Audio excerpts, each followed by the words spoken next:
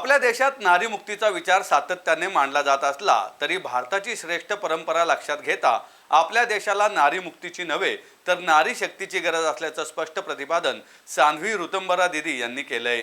राजमाता जिजाऊ यांची 425वी जयंती आणि स्वामी विवेकानंद यांच्या 161व्या जयंतीच्या निमित्ताने स्वामी विवेकानंद प्रतिष्ठान आणि माय होम इंडिया यांच्या संयुक्त विद्यमाने आयोजित करण्यात आलेल्या कार्यक्रमात विविध क्षेत्रात कार्य करणाऱ्या कर्तृत्ववान महिलांना राजमाता जिजाऊ गौरव पुरस्कार तसेच युवकांना स्वामी विवेकानंद युवा पुरस्कार देऊन सन्मानित करण्यात आले। या प्रसंगी साध्वी ऋतुंभरा दीदी बोलत होत्या।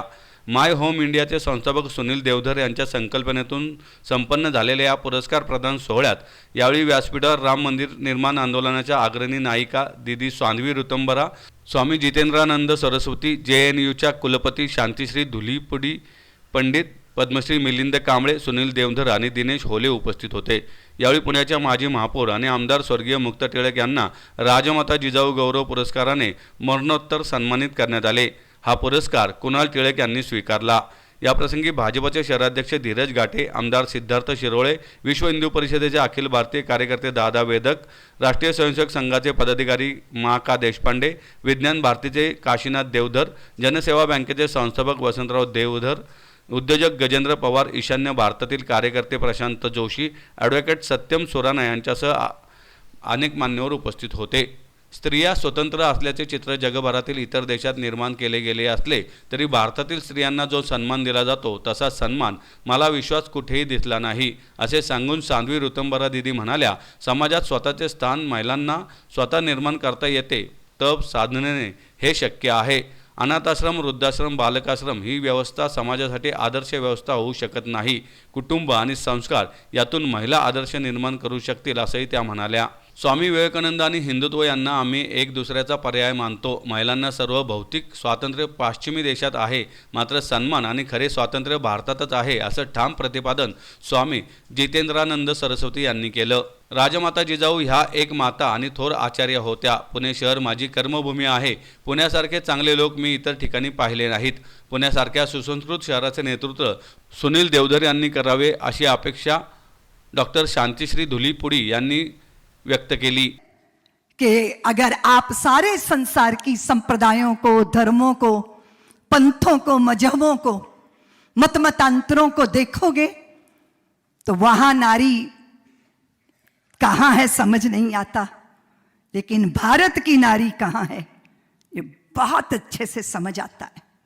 भारत की नारी जब त्रिदेव सामने खड़े होते हैं और अनसुईया से कहते हैं कि मां तेरी छाती का दूध पीना है, पिलाओगी क्या? तो अनसुईया मां मुस्कुराती हैं और कहती हैं कि मेरे आंचल का दूध पीना चाहते हो तो फिर इतने बड़े बड़े होकर कैसे पियोगे? उसके लिए तो नन्हा बच्चा बनना होगा और मेरी गोद में आके समाना होगा। त्रिदेवों को नन्हा शिशु बनाने वाली सतियां भारत ने जन्मी हैं।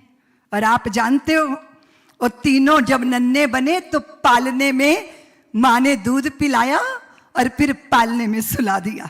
और तीनों की पत्नियां हाँफती हाँफती पहुंची कि हमारे वो कहाँ हैं, हमारे वो कहाँ हैं? तो अनसुईया माँ ने कहा वो पालने में झूल रहे हैं, अपने अपने पहचान कर ले जाओ।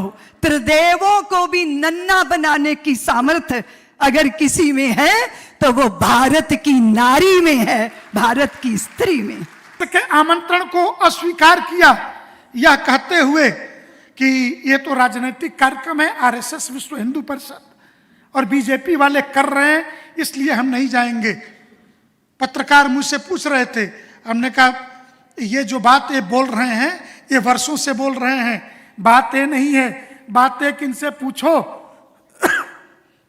कि 2018 में सुप्रीम कोर्ट जब बेंच गठित करने जा रहा था तो कपिल सिब्बल ने कोर्ट लहराते हुए ये कहा कि 19 के लोकसभा चुनाव में लाभ पहुंचाने के लिए सुप्रीम कोर्ट राम जन्मभूमि का निर्णय करना चाहता है। और जब justice Deepak Mishra chief justice of India नहीं माने तो उनके विरुद्ध इंपीचमेंट की धमकी दी गई सुप्रीम कोर्ट के अंदर। ये क्या धमकी नहीं थी हिंदू समाज को? और ये देश के इतिहास का पहला काला पन्ना था कि सुप्रीम कोर्ट के चीफ जस्टिस के विरुद्ध पार्लियामेंट में महाभियोग प्रस्ताव लाने की धमकी कि इस मुकदमे की सुनवाई नहीं होनी चाहिए। वो डर गए। रंजन गोगोई जब चीफ जस्टिस बने, उनको भी इसी प्रकार की धमकी, नहीं सुनवाई कर सके थे। षड्यंत्र पर षड्यंत्र। और आज जब ये लोग, महाराष्ट्र के भी एक नेता रोज धमकियां और व्यंग मारते थे कि रामलला हम आएंगे, मंदिर वहीं बनाएंगे, तारीख नहीं बताएंगे। अब तारीख भी बता दी है, पौष शुक्ल पक्ष की द्वादशी, संवत 2080, तदनुसार 22 जनवरी 2024 को रामलला गाजे बाजे के साथ अपने महाप्रसाद में पधार रहे हैं।